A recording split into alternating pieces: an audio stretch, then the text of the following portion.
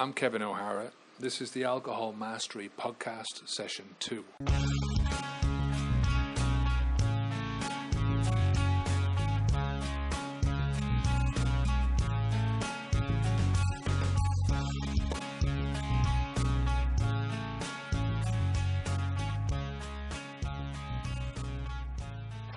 Okay, good morning.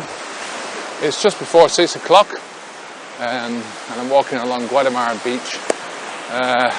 It's not really bright and I can't see any holes in the ground, so there's been kids here all week. The place is just packed now. It's middle of July, or towards the end of July now, and you know, kids have got this habit of they love to build sandcastles, and they also like to to dig big holes in the ground. And because I can't really see what I'm doing now, if you hear me falling over, that means I've gone into a sand trap that was laid up by some Spanish kid yesterday. The topic for today's session is fear. Everyone's got fears. I mean, regardless of who you are, what you're doing, what stage of life you're in, you're going to have fears. Fears come in all shapes and sizes. And, you know, in relation to quitting alcohol, I think it's the number one cause of stopping people from stepping over the line and making the commitment to quit. They say that a person is twice as motivated to avoid fear as they are to gain pleasure in life. And I can see how that's true. I think much of the time when people are trying to quit, they'll go through the whole process of building themselves up for it. And it doesn't take much fear, you know, hitting the right fear buttons to stop people from, like I say, stepping over that line and making the commitment. It's a lot easier to put things off and to say, well, I'll do them in, you know, like, I'll think about this a little bit more, or, you know, I won't do it until the new year. You know, that's my New Year's resolution now for next year, is to quit drinking. And it means that by putting things onto the back burner, you're alleviating all your fear about it. You don't have to think about it anymore. And of course, it's easy to forget you've even made the commitment. So by the time January comes around, by the time the 1st of January comes around again, you know, you might be all gone out your head altogether, or conveniently. Fear is something that we do to ourselves. And really, you know, there's so many different things you can be fearful of. You know, it's unlimited. You can be fearful of anything. You know, how many people are afraid of little furry mice, you know? One of my brother-in-laws is afraid of birds. One of my brothers is afraid of women. He'll be pissed off if he hears me say that. But at the end of the day, anything that you can think of, there's probably somebody in the world that is afraid of it. I think the biggest fear that we have is the fear of change and the fear of the unknown. You know, stepping across that line and knowing that in order to get away from alcohol, you've got to really change. You've got to change so much about your life. And to change that stuff is getting outside your comfort zone and moving into a new life that you just don't understand. You don't know what's going to happen. Now, that's one of the things about drinking and alcoholism, is it's predictable. You know, you do the same thing over and over again, and it's really fucking boring. You know, when you think about it, if it wasn't for the fact that you got pissed and got out of your face, you wouldn't be able to do it. Have you ever tried to sit in a bar talking shit with no alcohol? It's impossible. cannot do it. The only way you can do it is if you're pissed, or if you're heading down the road to getting pissed. You know, that's your ultimate aim for the night. Otherwise, you know, you're a moron. You sat with a moron. I'm not saying anything about anyone's intelligence here, but I'm just saying that that's where we are. I mean, alcohol doesn't inspire people. I think sometimes you hear people saying, well, yeah, I mean, I have to have a drink when I'm being creative. That's an excuse. I don't think you need a drink to be creative at all.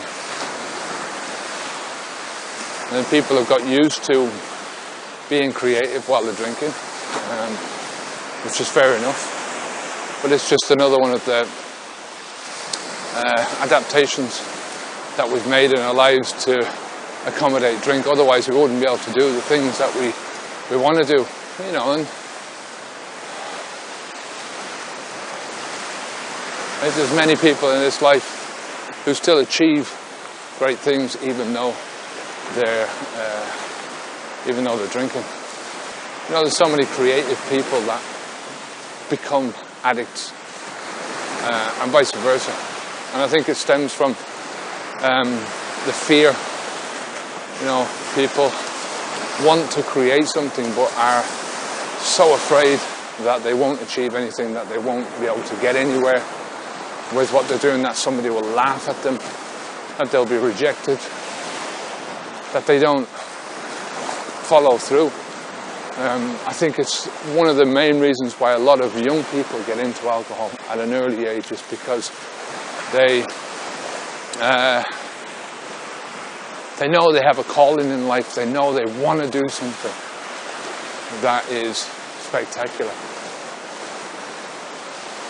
but they just are so afraid of failure.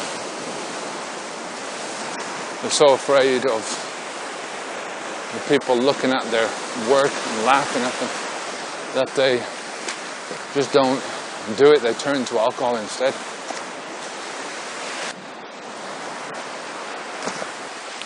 And before I stopped drinking, I was afraid of so many different things, you know, outside of that, of my own comfort zone.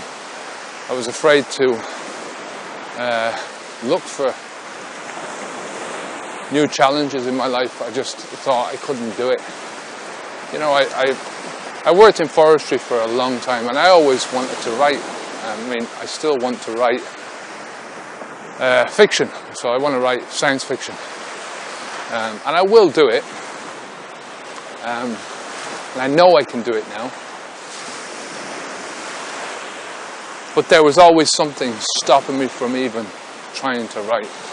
And before we moved to Spain, I started planning out how I was going to make money.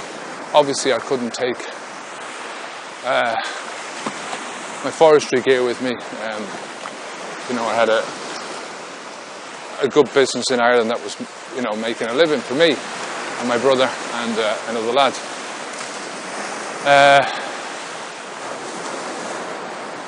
But in the heat down here, just, you know, there are no massive amounts of trees down in the south of Spain. There is up in the north, but for me it would just be impossible to work. I love the heat, don't get me wrong, but physical labour in the heat is not my, you know, I just couldn't do that. I don't want to do that. Getting too long in the tooth for it. So I started looking around for things that I could do online, and one of the first things I came up with was writing, you know, going back into what I always wanted to do. And for 4 years before we left, I built up a freelance writing sort of a job on the side. So I was writing articles for people's websites, and then I started setting up my own websites and writing articles for those. And by the time we were 6 months before we left Ireland to come to Spain, I could have packed in my my forestry there and then, you know, and I was starting to wind it down there and then. But so I was making enough money to live on comfortably, especially here.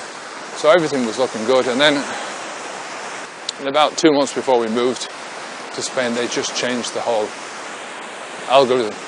Google searches basically revolves around a big program, a big computer program, and they changed the whole thing. So our sites tanked. We weren't getting anywhere near the levels of traffic that we were getting, and yeah, we just sort of money went down by 90%. So, but we made the commitment to sort of go by that stage. Yeah, when we moved to Spain, it wasn't really to quit drinking. I didn't have that in my mind at all. What I had in my mind was cheap booze. I think in the back of my mind I thought, well, you know, getting away from the Irish culture would benefit me in the long run. But I had no real intentions of quitting. It was always one of those things that it was like the thought about quitting on New Year's Day, you know, that's New Year's resolution. I mean, there was so many different reasons for moving from Ireland. I just was sick of the rain in Ireland, to be honest. Every time I came down to Spain, I have family down here, and my holiday would always be sort of half ruined because I'd have one eye on the clock, and the clock was ticking away, and it always meant that, you know, the plane journey back home was getting closer every day, and, you know, I just hated it. I hated going back to Ireland, and just for that reason, because it was cold and it was damp, and the lifestyle out here is just so much better. And most of that's to do with the weather. The food is a lot cheaper over here. Most of that's to do with the weather. You know, granted, the food is cheaper as well.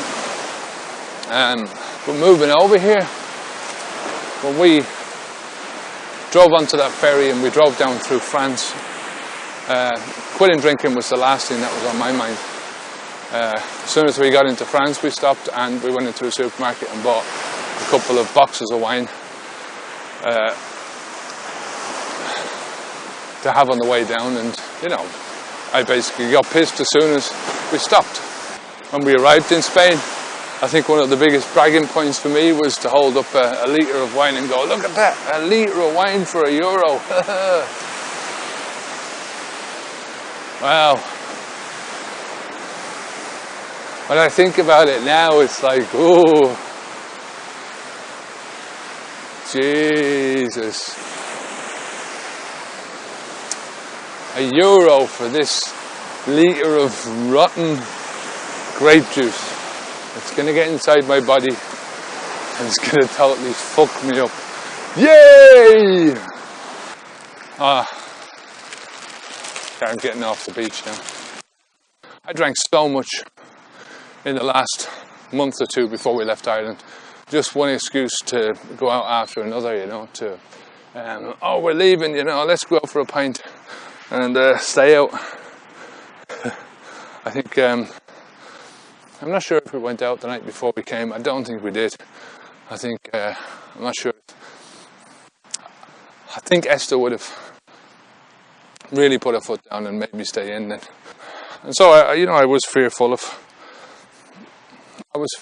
of making new friends over here. I know I have my family. I've got 2 sisters over here and their families. And I just didn't know what was going to happen. I wasn't really bothered about moving to a foreign country and learning a new language or anything like that. I'll always get by. There's always sign language, and, you know, I'm not really one for shying away from stuff like that. If needs be, I'll do whatever.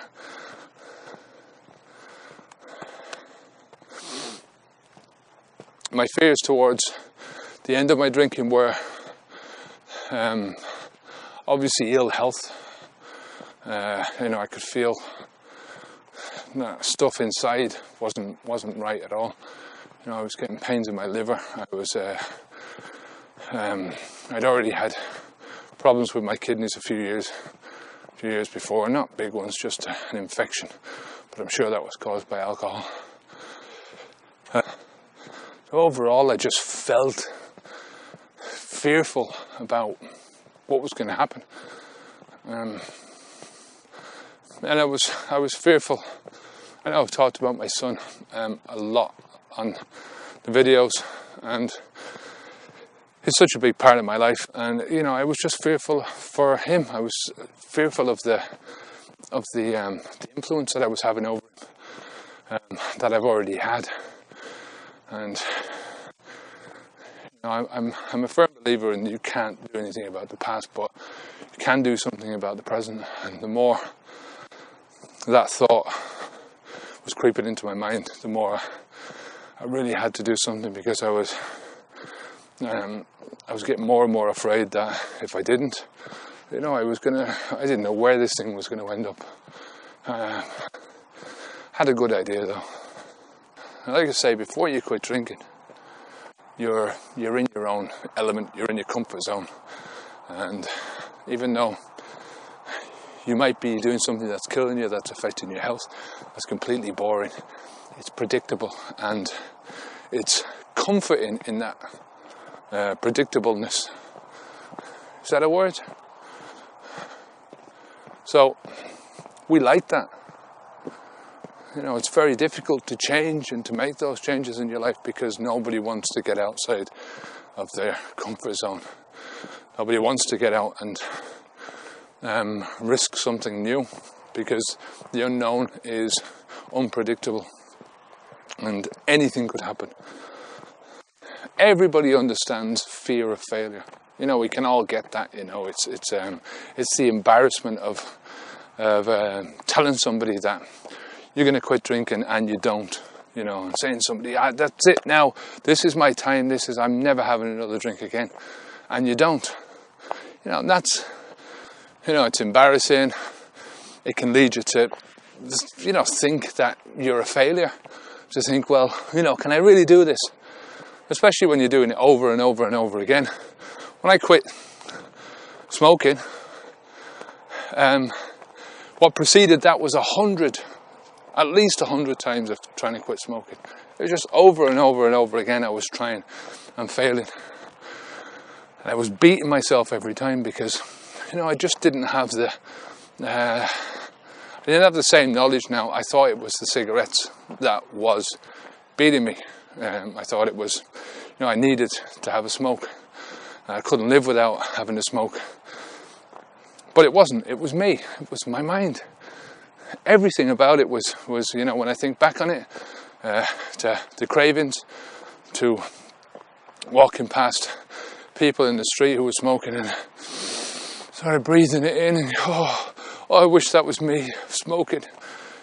Walking past the supermarket with all the packets of, the golden packets and the brightly coloured packets, and all the cool sounding names and the advertisements and all that kind of bullshit.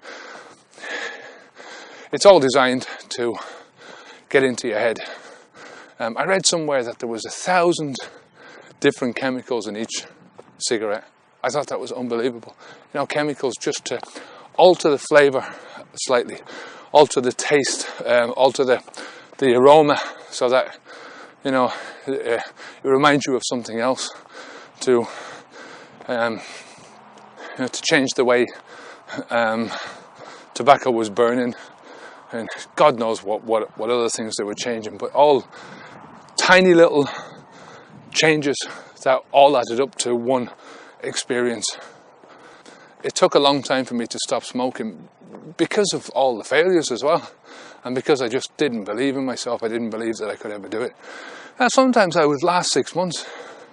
I even went, the same year that I gave up the alcohol, I also stopped smoking, and I refused to go back on the cigarettes. But I didn't. I smoked when I drank. So in my own mind, it wasn't going back on the cigarettes. It was, I'll only have one with a drink. And then it was, I sure I'll have one in the evening, if I'm not drinking. And soon I was back on them full time again. My partner gave them up the following year, and I was still smoking.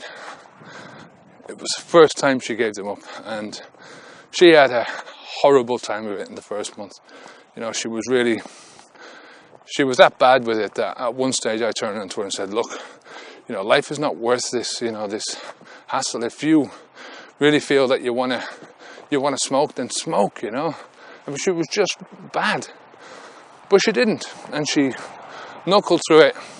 And fair play to her, it was a complete opposite of what I was doing.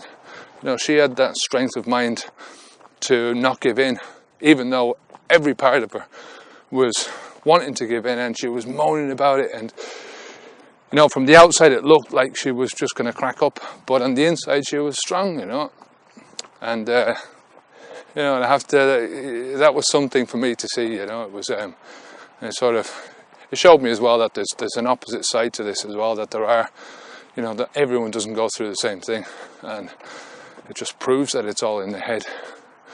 Well, I'm losing track.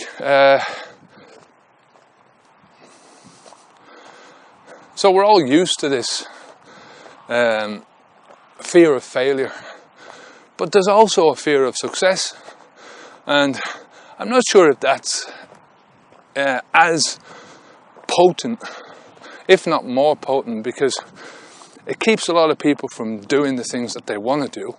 It's because if they're successful, then that really does mean that everything changes. That's success is the complete game changer. If once you're successful at quitting alcohol, that's it. That idea then comes into your mind that you will never, ever, ever have a drink again. That brings its own fear. And not only are you never going to drink again, but everything about your life that involves and revolves around alcohol is now going to be gone, or at least so completely changed that it'll be unrecognizable. So many people beat themselves because of the fear of success. It's not the fear of failure, it's the fear of actually the consequences of successfully quitting. And that's why I think it's so important to get your mind around where you want to be, and to think about it, and to think where you are, to understand exactly where you are at this moment in time. To look at your past, to look at your present, and to really, really look at your future, and the future is not laid out in stone. Nothing is guaranteed. But you can influence your future by the way that you think now. So if you visualize your future in terms of all misery, and you're never going to be able to go out again because you can't have a drink, and you won't be able to enjoy yourself anymore, and blah de blah, then that's going to come true. If you think, well, I'm not having any more alcohol, and I'm going to do the things that alcohol has always stopped me from doing. So I think the setup to getting across the line is all about setting up your mind. And if you don't set up your mind properly, even though you stop drinking, you haven't crossed the line, because you're still there. You're still in the middle of all the alcohol. You're still in the middle of the habit, and you still want to be there. That's the thing. If any part of you wants to be there, it just makes it harder. It makes it more difficult. It's not impossible.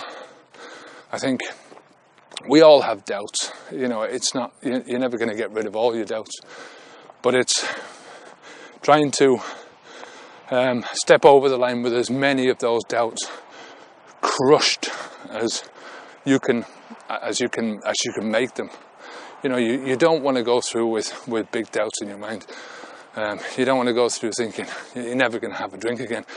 It's just a stupid thought anyway. And I know it's people have that thought, but it's completely illogical. There are so many different things that we do in our lives, and all of a sudden we can't do them anymore, and we never think about them in those terms.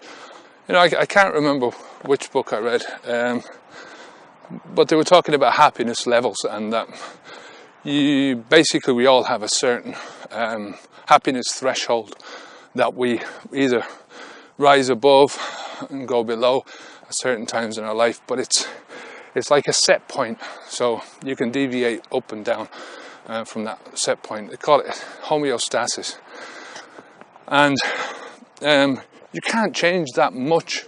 You can change the set point by doing different things in your life, by getting rid of shitty things like alcohol out of your life, by getting rid of horrible people from your life, that kind of thing.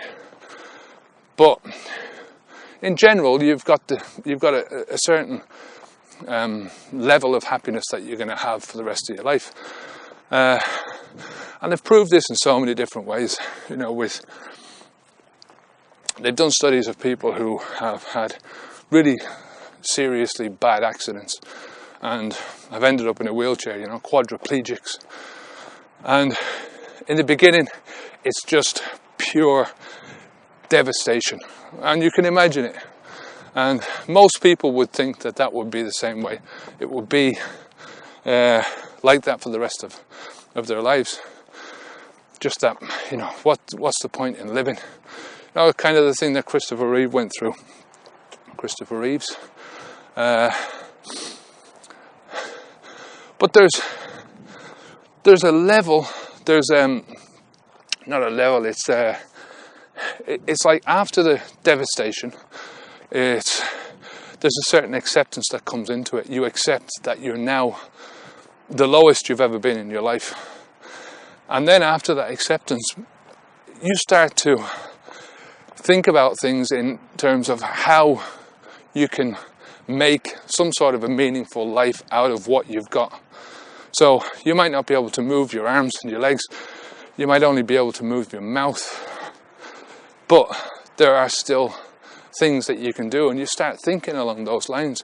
And once you start thinking along those lines, you start getting optimistic about it's not all bad, it's not all shitty, Fair enough, you can't walk anymore, you can't do this, you can't wipe your own arse anymore, But there are still things that you can do.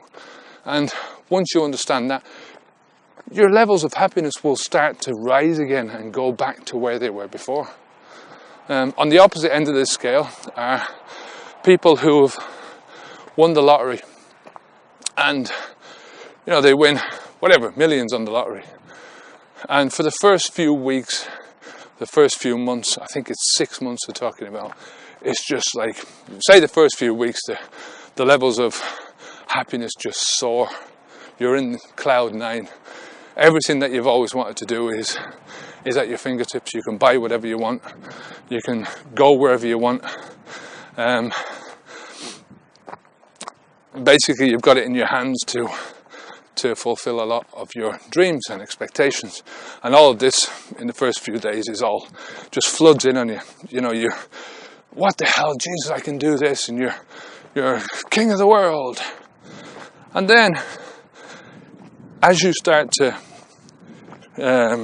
get the things that you want, you start to get the dream house, the dream cars, you start to whatever you put in your kids' college education fund.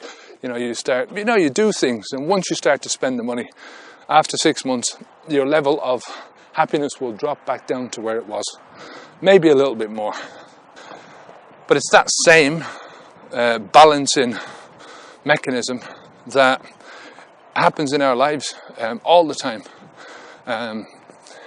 It's going to happen to you when you quit. Once you quit, you will go through a lot more, I don't want to call it the downside, it's a lot more uncertainty and discomfort in the beginning. You know, you feel uncomfortable, you feel everything that you've ever done for years, you now have to rethink, you know. You want to sit down and relax, and all you want is a drink. And even though you don't want to drink and it's killing you, and you want this shit out of your life, you want the comfort that the drink has been providing you with all these years. And you fear that if you're successful, that comfort will never come back, but it does. It comes back really, really quickly because you want it to, you know. It's very difficult for it not to come back. The biggest battles that you're going to fight in this thing are not with the bottle or the alcohol. It's going to be with yourself, you know, and your battle to change your life afterwards. You've got to change your life. There's no point in fucking winding yourself up with, keeping going to the same bars and trying to fit in.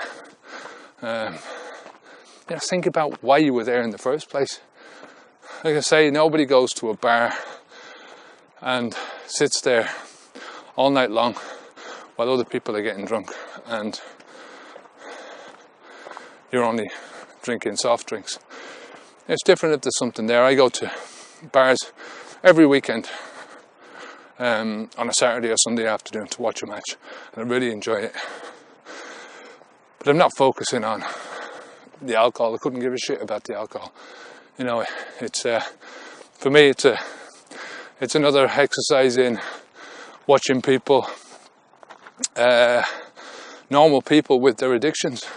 Another thing I keep talking about is to try and move your focus away from what you're leaving behind and move your focus forward to a goal. I think having a goal in the future is as important as anything else in this whole process. I think, you know, if you are looking back all the time at your past and what you're leaving behind, you're going to walk into a brick wall, basically, because you're not looking where you're going. And that's where your entire focus should be. I think it was Richard Branson who said that you should treat your life like you're driving a car. And the majority of the time you're looking at the front through the windscreen, big wide windscreen. And every so often you have a little glance into the rearview mirror, see what's behind you. I think that's just a great metaphor. Success is great in this. Quitting drinking is about changing your life. It's about changing so many different things in your life. And your life my life has changed so that it's almost unrecognizable to what it was. I feel like I'm unrecognizable to the person I was when I made that first video. When I look back, I see a different person altogether. I see an overweight person who was very sad, whose life was slipping away, basically. And now I'm just completely different. But there's no need to be afraid of it because it happens in stages. It happens in small adjustments. That's all you have to do, is you deal with things as they happen, as they come about. One of the best pieces of advice that I've learned lately and has really changed the way I'm thinking about my life and my business is that you need to plan. That if you don't plan something, that you're doomed to fail, because it's like heading out from your house in the morning and not having a clue where you're going. I started out with a plan, and it's changed over the course of the year and a half since I stopped drinking, and it's changed again in the last few weeks. And I've really started to sit down and plot things out and try and do things step by step. And it's making such a difference in my day, because I get up in the morning and I know exactly what I want to achieve in that day, because the achievement in that day is pushing forward to getting the ultimate achievement, going to the ultimate goal. So that's it for today. Coming to the end of my walk, and I'll pick up on this subject again the next time, either Saturday or Sunday. Okay, how are you doing? This is Tuesday morning. I was going to do a section of the podcast on over the weekend, go out for a Saturday walk or a Sunday walk, and this week was just the fiestas around here, and it's such a great time, but things don't happen until late at night. Now I normally go to bed sort of 9:30, 10 o'clock at night, because I wake up in the morning early, and partly because I love the morning. I just like getting out, and I like that part where there's no one around and there's no noise, and it's just so tranquil. I mean, in the winter time it's great around here. You get that until 9 o'clock, 10 o'clock. But in the summertime, people start coming down to the beach at sort of 6:30 and staking their claims. And it's really nice. You get families that have come down from Madrid, and they meet up together with families and friends, and you get a lot of elderly people, but they come down and it's a bit like the story that you hear about the Germans putting their beach towels on the chairs in hotels. This is what the Spanish do, is they come down with their chairs and their umbrellas, and they just pitch out a certain little spot for themselves, and it's so that they can be together throughout the day, and I think it's sweet. But Fiesta week this week is just, they let fireworks off at 1 o'clock in the morning, and I'm not talking about individual bangs. I'm talking about proper full-on displays down on the beach. We've had 2 this week. That last 20 minutes or so, it's amazing, and you've got no choice but to just get into the spirit of things and get up. And from our balcony, you can see sort of the whole lot, everything that's going on. So it's just a nice time of the year. The fruit is great around this time. Everything seems to be coming out. All the I sort of live off fruit at this time of the year. There's so many different fruits, but there's so many fruits that are ripe as well, or ripen really quickly, so you don't have to wait a long time before you can eat them. The only downside is the water. I mean, normally we use just the water from the tap and put it through a Brita filter, and it's fine. There's no, I think it filters out most of the shit.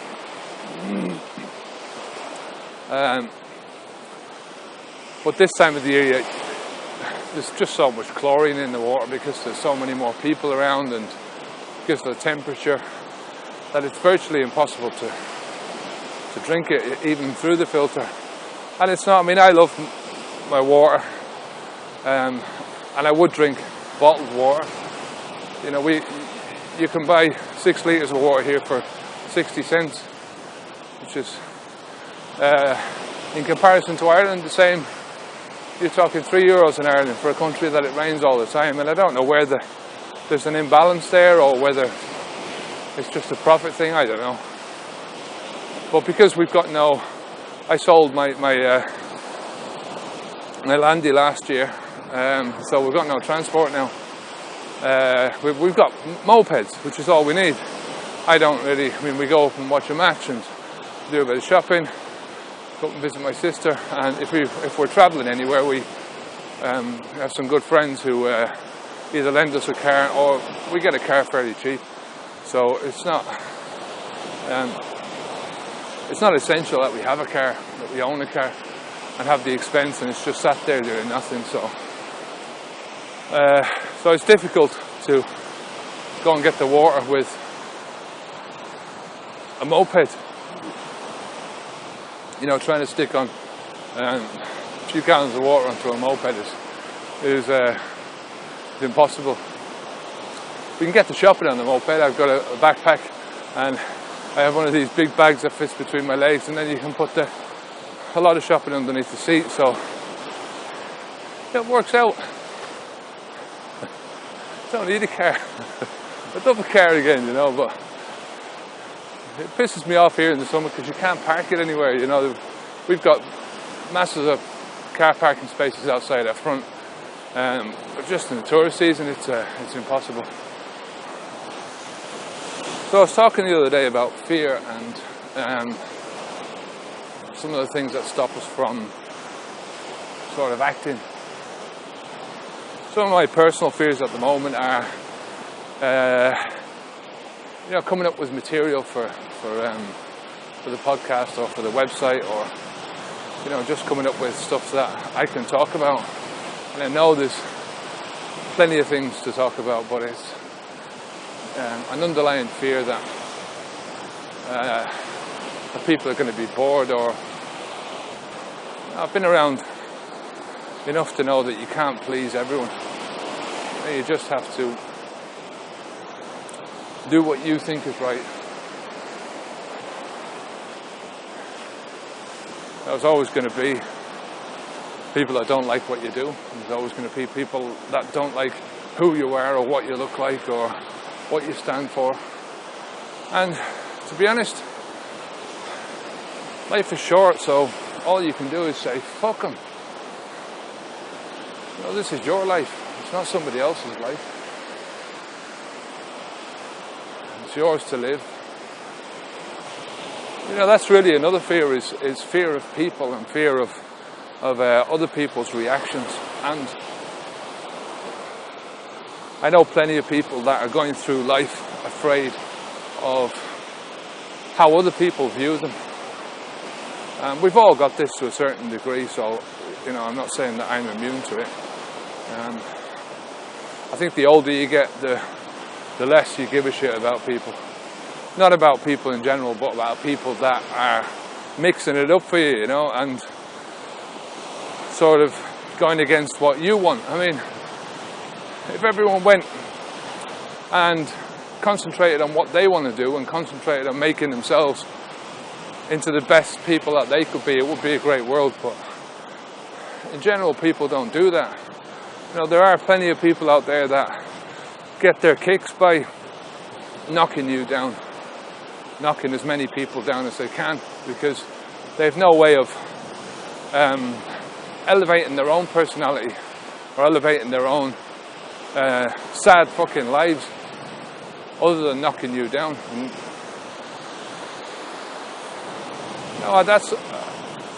Those people really annoy me, and I just can't be around people like that. As soon as I hear the negativity, I don't want to be around them, because it pollutes my mind and starts making me think negatively about them. But I don't want to think negatively. I don't want to think negatively about people or about anything. I try and be as positive as I can, and that's just one of the outside influences that is it gets me,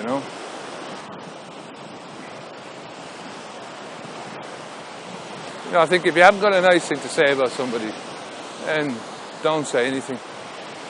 There's no point. But I think one of the fears that people have is because, especially in this, in quitting drinking, or in any addiction, is they feel sort of shame about it. I'm going to do a video, I don't know if that's going to be up before the podcast, but where I talk about shame and